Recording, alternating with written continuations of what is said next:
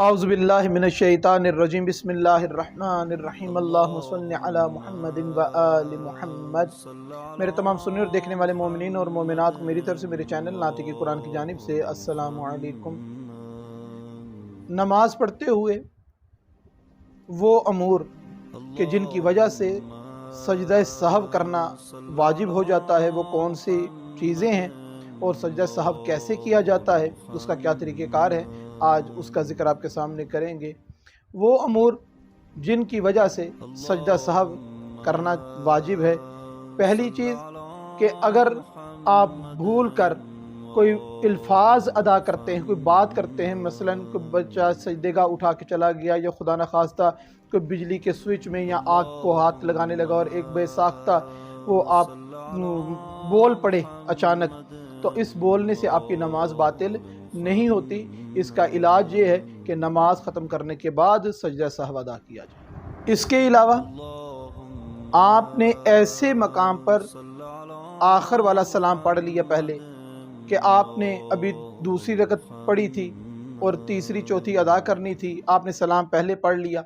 یا تیسری رکعت میں پڑھ لیا، ابھی چوتھی آپ نے پڑھنی تھی، کہ سلام پڑھنے کا موضوع وقت نہیں تھا، وہ آپ نے سلام پڑھ دیا غلطی سے۔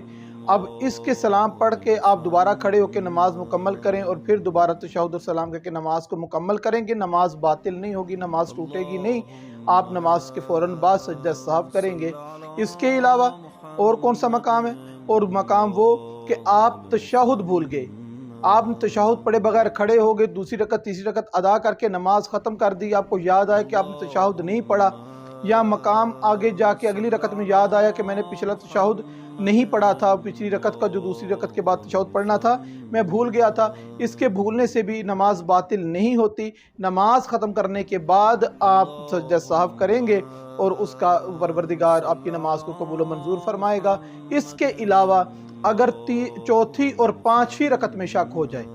کہ میں پانچویں رکعت پڑھ رہا ہوں یا چوتھی رکعت، چار رکعتی نماز میں چوتھی اور پانچویں رکعت میں شک ہو جائے، وہ کھڑا ہے، اب ذہن کام نہیں کر رہا کہ یہ پانچویں رکعت ہے کہ چوتھی ہے، تو وہاں پر بیٹھ جائے، تشہد و سلام پڑھ کے نماز ختم کرے اور بعد میں سجدہ سہو ادا کرے، نماز ٹھیک ہو رہے گی۔ اسی طریقے سے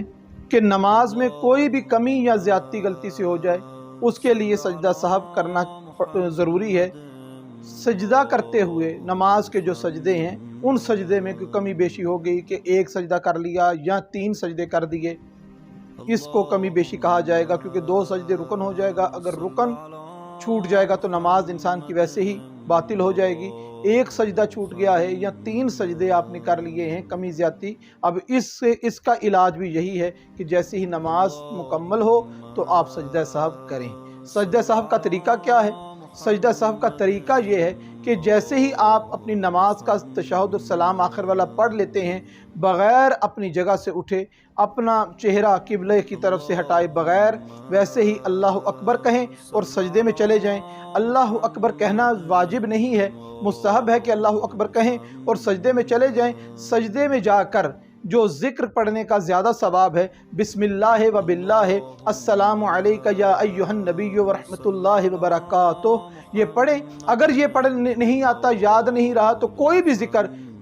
جو سجدے کی تسبیح عام نماز میں پڑھی جاتی ہے، وہ ذکر بھی 3 مرتبہ سبحان اللہ بھی کہہ دیں تو یہ بھی کافی ہے۔ پھر سجدے سے سر اٹھائیں اور پھر دوبارہ اللہ اکبر کہہ کے سجدے میں جائیں اور یہی ذکر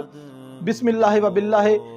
السلام علیکہ ایہا النبی ورحمۃ اللہ وبرکاتہ دوبارہ پڑھ کے اٹھ کے بیٹھیں اور اس وقت تشہد پڑھ کے صرف اور صرف السلام علیکم ورحمۃ اللہ وبرکاتہ مختصر ترین سلام پڑھ کے اپنے سجدہ سہو کو مکمل کریں۔ یہ طریقہ ہے سجدہ سہو کا۔ سجدہ سہو کرنا یاد نہیں رہا، نماز ختم کر لی، مصلے سے اٹھ گئے، سجدہ سہو کرنا یاد نہیں رہا، اب جب بھی یاد آئے، جیسے یاد ہے، اسی وقت سجدہ سہو کو انجام دینا ضروری ہے اور نماز آپ کی ٹھیک رہے گی۔ پروردگار سے دعا ہے کہ پروردگار ہم کو صحیح معنوں میں سیرت محمد اور آل محمد کو پڑھنے، سمجھنے اور اس پر عمل کرنے کی توفیق عطا فرمائے۔ وما علینا الا البلاغ۔